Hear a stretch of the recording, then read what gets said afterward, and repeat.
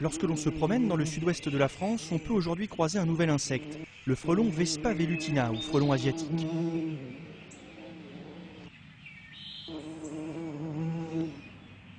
Mais pourquoi parle-t-on autant de lui qui ne semble pas à première vue bien effrayant? Pour le savoir, il faut se rendre sur son territoire de chasse. La ruche est en effet la cible privilégiée du frelon velutina.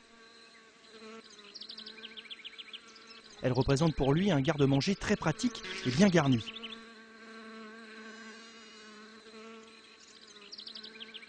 Aux abords d'une ruche d'Aquitaine, on peut ainsi observer jusqu'à 15 frelons à la fin de l'été. Le velutina vole de façon stationnaire, le dos tourné à la ruche.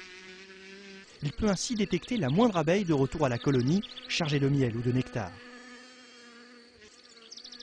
Cette technique maximise ses chances de capture, car il se trouve sur un passage obligé des abeilles. Sa stratégie est le fruit d'une évolution longue de milliers d'années et a permis au velutina de s'imposer parmi les nombreuses espèces de frelons dans le sud-est de l'Asie. Lorsqu'une abeille croise son chemin, elle est surprise par les longues pattes du prédateur.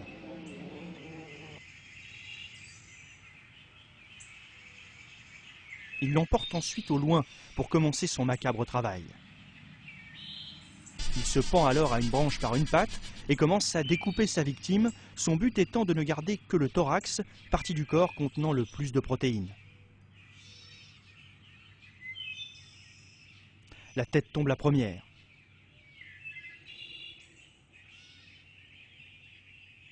Viennent ensuite les pattes, les ailes et l'abdomen.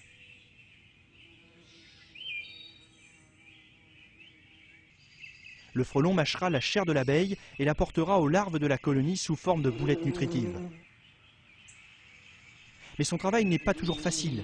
Des congénères tentent souvent de lui dérober son butin et y arrivent parfois.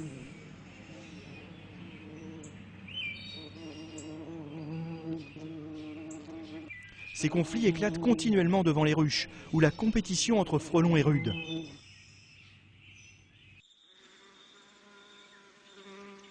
Les frelons ont de véritables territoires de chasse qu'ils défendent énergiquement. Ces territoires font environ un demi-mètre carré. Ils se chevauchent donc souvent, d'où ces continuels combats aériens. Par contre, lorsque deux frelons proviennent d'un même nid, aucun conflit ne pourra éclater entre eux, car cela nuirait au bien-être de leur colonie commune. Ceci est un exemple d'altruisme, qui est un comportement que l'on retrouve chez de nombreux insectes sociaux, n'agissant jamais dans leur propre intérêt, mais toujours dans celui de leur colonie. Mais nos abeilles ne sont pas sans défense. Comme toutes les abeilles, lorsqu'elles sentent leur colonie en danger, elles vont s'agglutiner à l'entrée de la ruche, sur la planche d'envol.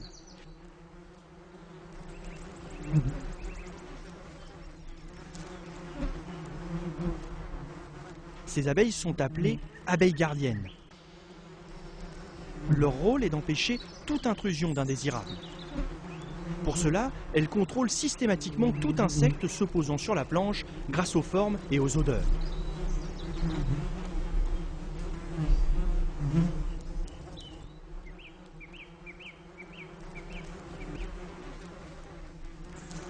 Lorsque les frelons se rapprochent trop d'elles, les gardiennes se mettent en position de défense, le haut du corps relevé, les pattes avant vers le ciel, prêtes à bondir sur l'intrus.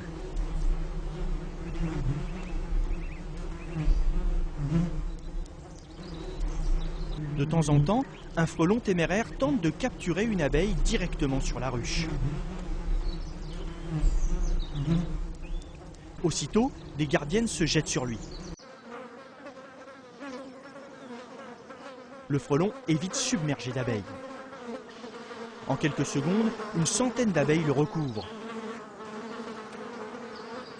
La boule frémissante tombe ensuite à terre, au plus loin de l'entrée de la ruche. Ainsi commence un véritable combat à mort. Les abeilles mordent et essayent de piquer l'agresseur entre les segments de son impénétrable carapace.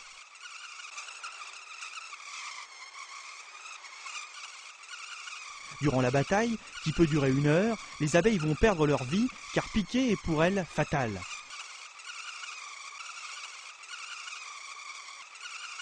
Beaucoup de ces frelons réussiront à s'échapper tant bien que mal.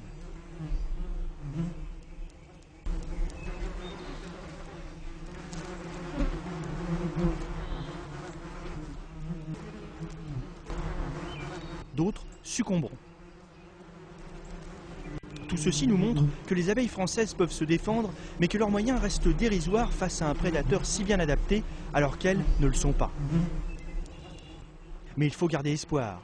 Nos abeilles européennes, ayant été introduites en Asie il y a 50 ans, et présentent là-bas un comportement défensif plus efficace. Ces abeilles élèvent leur température corporelle jusqu'à un point létal pour le frelon, tout comme le font les abeilles asiatiques.